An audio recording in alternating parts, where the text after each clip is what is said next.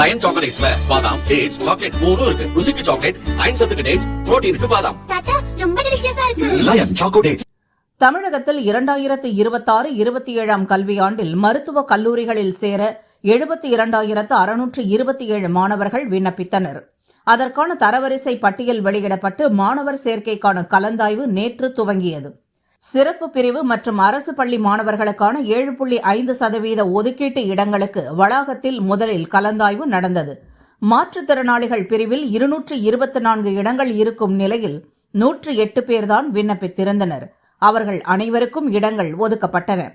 இந்த பிரிவில் நாகை மாவட்டத்தைச் சேர்ந்த சுரேஷ்குமார் 51 வயதில் MBBS படிப்பிற்கான அட்மிஷன் ஆர்டர் பெற்றார்.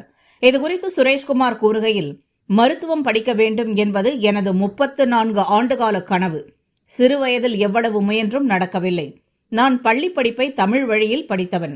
தற்போது நீட் தேர்வால் உற்சாகமடைந்து அதை எழுதினேன்.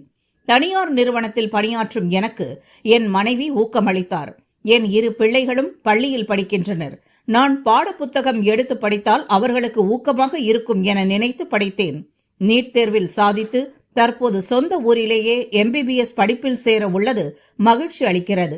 இதற்கு நீட் தேர்வே காரணம் என அவர் கூறினார்.